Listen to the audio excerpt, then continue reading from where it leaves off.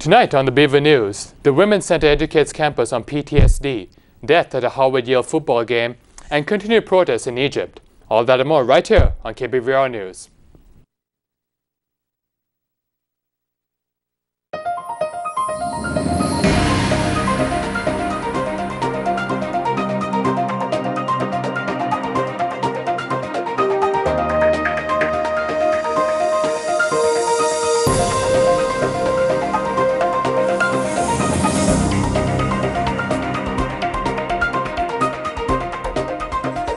I'm Hayden Wilcox. And I'm Cassady Gilroy. Post-traumatic stress disorder, or PTSD, is unfortunately more common than people think, and the Women's Center is trying to bring awareness to this problem. Jessica Armstrong, an activities coordinator for the Women's Center, held a presentation last Tuesday at the Women's Center about the effects of PTSD, reports the Daily Barometer. PTSD is a psychiatric disorder that presents itself in various forms of anxiety and stress levels. It's a common occurrence in victims who have experienced life-threatening events. Armstrong wanted to, quote, open up a greater dialogue about what PTSD is and how to handle students who may be coming to our campus with PTSD, end quote. In her presentation, she referred to the counseling and psychological services on campus, which is an excellent source for help and support. Additionally, she detailed various relaxation techniques that victims use to cope with their trauma, primarily meditation.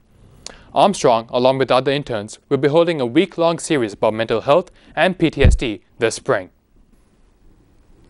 The Arickaree River, a tributary to the Republican River in Colorado, is being threatened by overconsumption of groundwater in the Great Plains.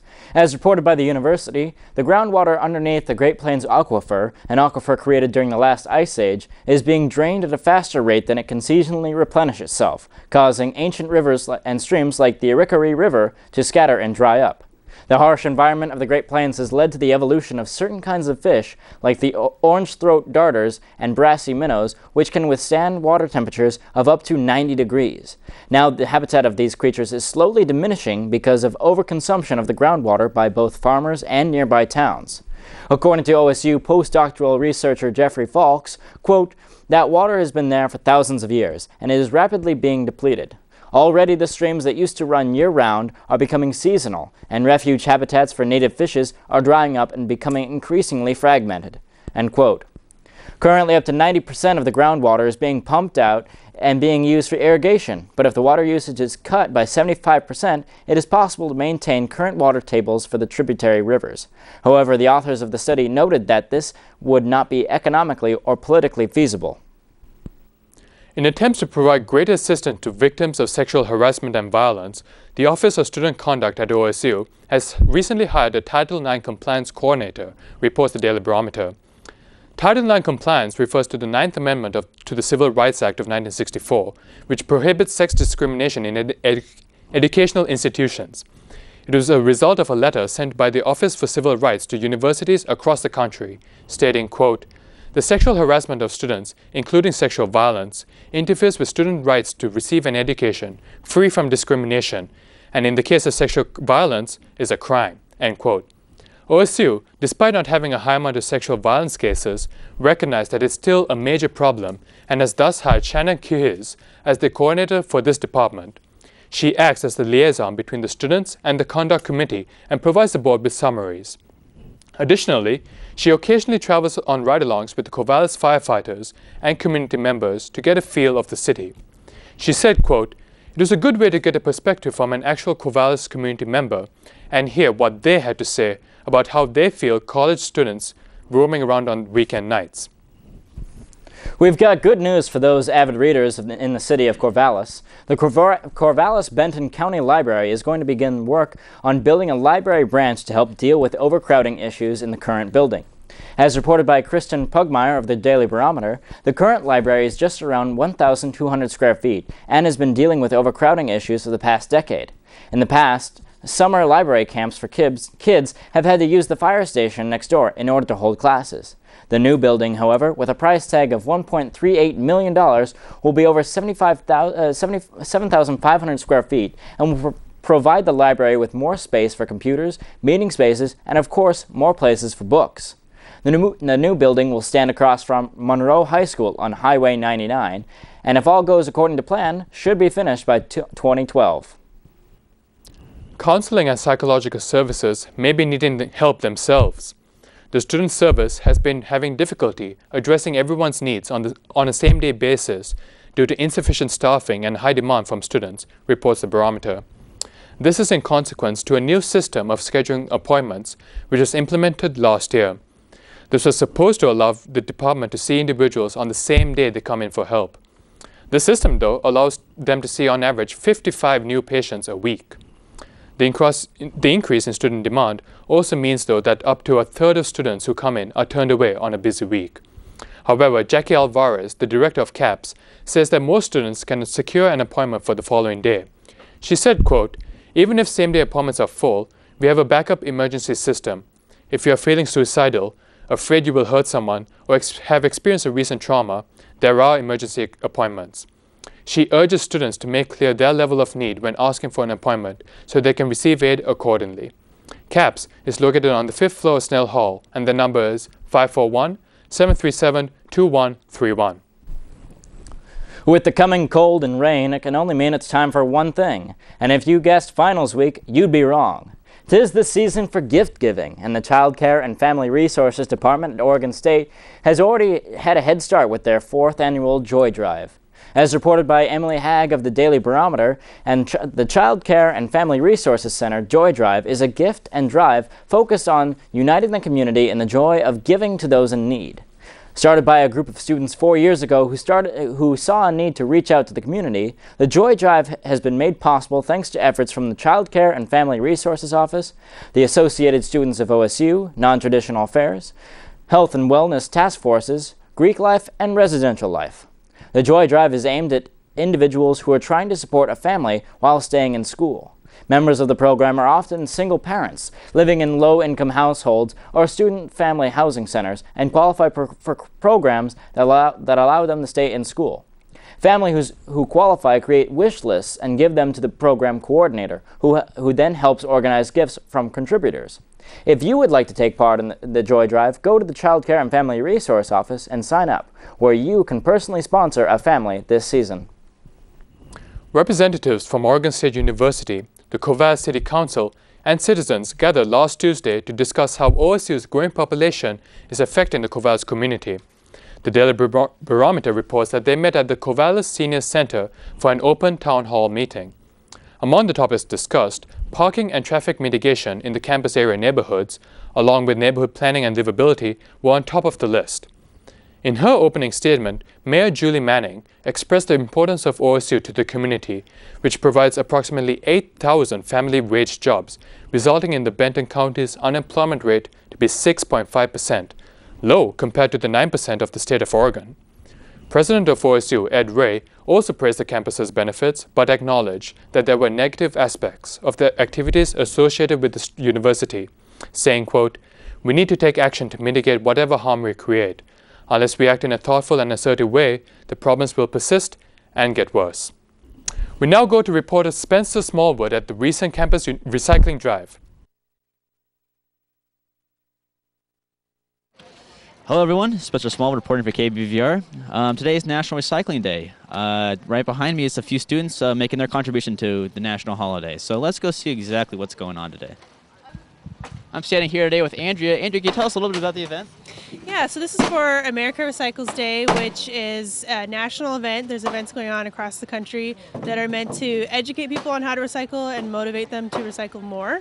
So our particular event is about helping people recycle those hard-to-recycle items and then giving them the information on how to recycle those throughout the year from now on. Awesome. So where can you tell us how all this stuff goes? So it goes to a lot of different places. These are kind of specialized recyclables that you can't just put in a commingled bin and send away. So the styrofoam is going to Portland, a company called Total Reclaim. Our packing peanuts we actually collect for reuse rather than recycling. And then our film plastics are going to Salem, and our e-waste is also going to Portland at Computer Drive Connection. Awesome. What's your best advice to get how students can get involved, I guess, in this action today, or just in the future? There's a lot of ways and a lot of different levels of involvement. So it can start with the simple thing of just educating yourself on how to recycle on campus and increasing what you do and challenging yourself to do more. It can also involve, once you're an expert, you can be educating your peers so others are recycling more. But beyond that, we also do have a volunteer team that planned the event today. So we meet weekly and we'll be planning events throughout the year. And we also need help at events like this. So there's a lot of different ways that people could plug themselves in. What exactly have you been doing here today? You said earlier that you painted this actual. Oh, it looks great. Yeah. So. Yeah, we've been preparing for a couple weeks for this event. Advertising, getting the craft project ready, cutting things. There's a sign in the MU, whatever that's called, quad, and that's got recyclables all over it. I did that recycling sign. Awesome. We're helping everyone who comes here who's bringing in recyclables, sorting. Been doing that today. What would you advise to students like for today? What should they do today to help out, I guess? Bring things over. People in the community are coming and dropping off cardboard, and which is what I do. I'm not associated with the university. I've volunteered at the campus recycling events before, and get the word out and bring things by. So I work with Campus Recycling, which is a department here on OSU. We collect all the recycling from across campus. We started in 1970 with a small group of student volunteers who collected paper from a couple buildings, which is very young for a recycling program at a university. And we've since grown to 3.5 full-time employees, 30 students, and we process over 2.5 million pounds of recycling and compost every single year. So we're the people who come and do the collection from the bins, and then we're also the people who are out tabling and doing events like this so that we can interact with the public and educate our community about it. Awesome, that's fantastic. So, Jody DeVaz here is part of the actual student recycling club. Jody, can you tell us a little bit about the club? Well, the club's just an initiative to get students inspired to recycle, keep things out of the landfills, and reuse and recycle. Just participating in random countrywide events and school-wide events to try and inspire students to do the right thing. That's great. When exactly do you guys meet? We meet at Thursdays from 5 to 6 p.m. in the Pride Center on 15th and 8th Street. Okay. Awesome.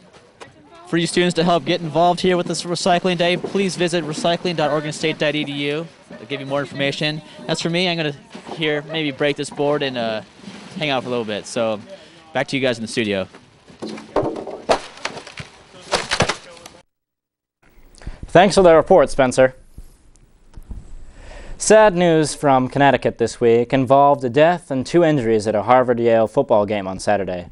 The accident occurred at around 8:45 Saturday morning, hours before the game, as fans were just beginning to set up tailgating camps. CNN reports that when driving into a parking lot, the driver of the U-Haul van lost control and the vehicle suddenly accelerated, striking a nearby woman and crashing into several nearby vehicles. Tragically, the woman who was hit died on the scene.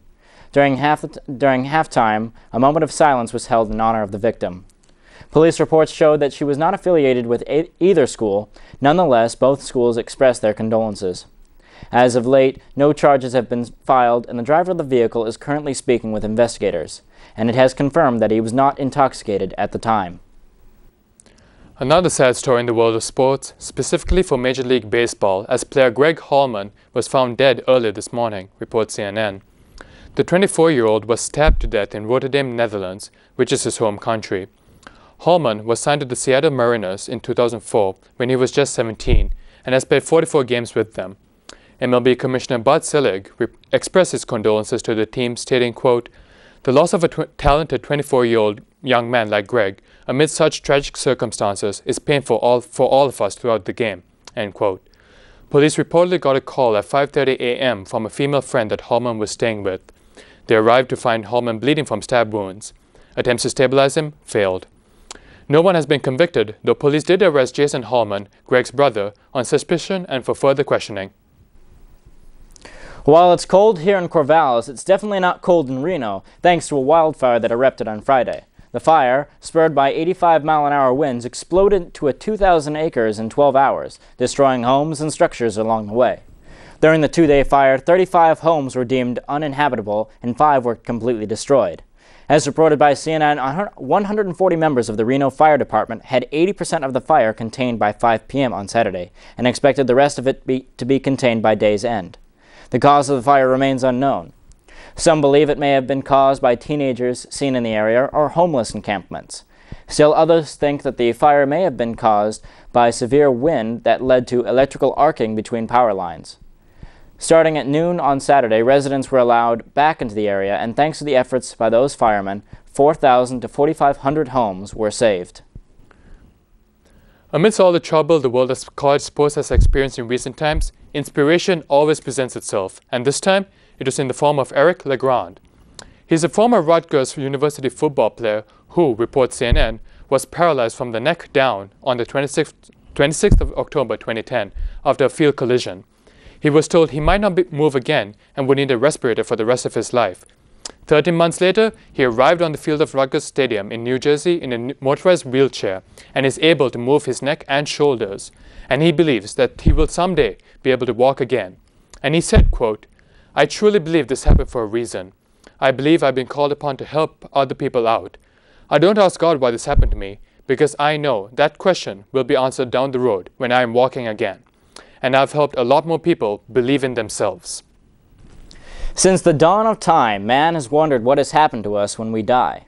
We know that the physical body stays here on earth, but now the question is, what happens to your physical body after death? The obvious answer is that we decompose. As reported by CNN, artist J. Rim Lee and future decomponant has done a study that shows that during our lives we absorb over 219 environmental chemicals and several more from post-mortem embalming processes. When we die, these harmful chemicals go back into the environment.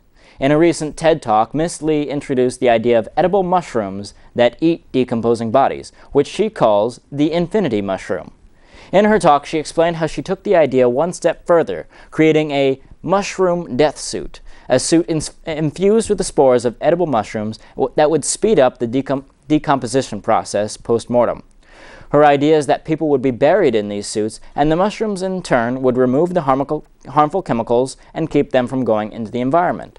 While it may seem extreme, even for a hardcore environmentalist, she's actually gathered volunteers who have decided to give their bodies to the program and become what she calls decomponants.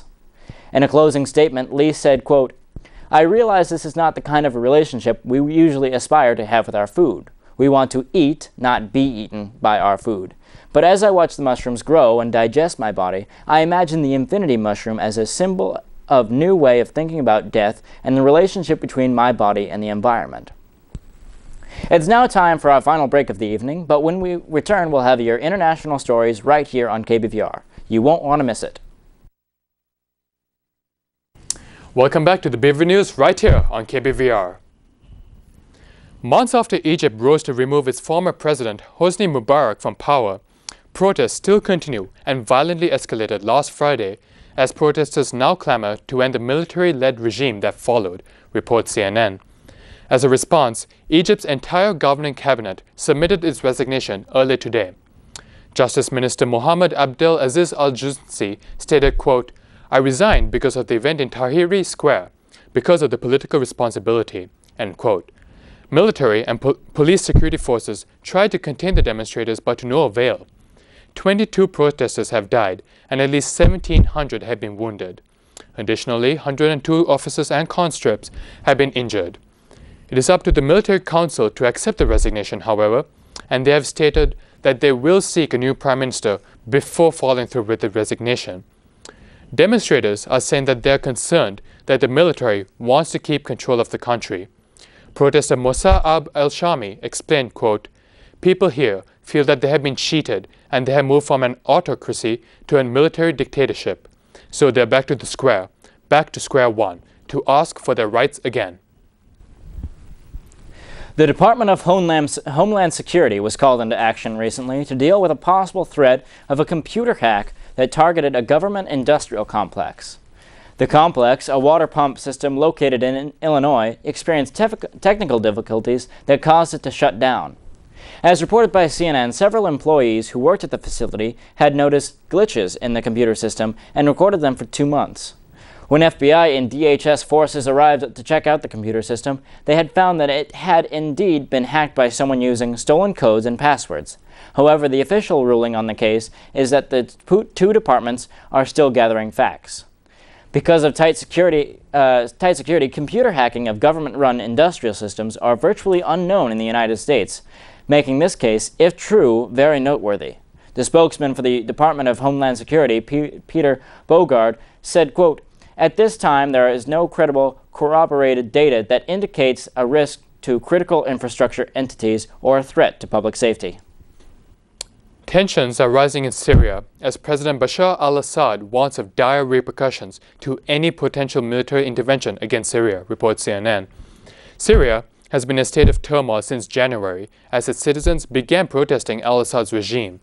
These protests have grown in size and intensity ever since and have been met with equally violent force by the Syrian government, resulting in thousands of people being killed and injured. The UN, and now more prominently the Arab League, has been calling on Syria to stop the assault on its own people. The Arab League recently suspended Syria's membership and proposed a plan to send observers into Syria to ensure measures are being taken to protect civilians. Al-Assad rejected this plan and accused the Arab League of helping to pave the way for Western intervention, saying, quote, "If they are logical, rational, and realistic, they shouldn't do it, because the repercussions are very dire. Military interventions will destabilize the region as a whole, and all countries will be affected," end quote. The Arab League is set to reconvene on Thursday to further discuss the matter. In a shocking turn of events from Yemen this week, as 400 members of the Yemeni Republican Guard and Central Security Forces defected on the grounds that they would no longer fire upon innocent civilians. Since January of this year, hundreds of protests have been held in Yemen to protest the leadership of Ali Abdullah Saleh. During that time, over 1,000 unarmed protesters were killed by military forces. CNN reports that the men who defected from the military would no longer stand for this treatment of their people. One soldier was quoted saying, quote, "We will stand with the will of the people, and we will not kill unarmed youth. We are here to defend the people, and we will do that," end quote. Protests of Saleh's rule branches from his opponents, who say he should step down as ruler after 33 consecutive years in office. These protests were met with live fire. CNN reports that one of these protesters met with one of the protesters who said, quote, with every day that passes, his oppressive regime is weakened. Saleh will soon be surprised to see the rug beneath him pulled away, and he will fall without expecting it." Calling themselves the Messenger Angels, a group of young evangelical Christians have taken it upon themselves to bring a message of peace to the most violent city in Mexico, Ciudad Juarez. As reported by CNN, Ciudad has had more than 9,000 murders in the last 3.5 years. These children, whose ages range from 15 to 22, attend the Psalm 100 church in Juarez Tierra Nueva. Meeting on the weekends, they put on white makeup, gel their hair back, and wear white robes and wide feathered wings. Painting signs with messages of peace, they stand at road intersections and public places at great risk to themselves, as Ciudad's gang-ridden city has experienced many public shootouts. Thus far, however, no one has been attacked. Cynthia Gutierrez, one of the 25 messenger angels, said, quote, "We get people's attention because instead of doing bad things like other young people, we are doing this because we want Juarez to change." That's all the news we have for you tonight, but be sure to tune in tomorrow evening for more of your local, national, and international stories right here on KBVR.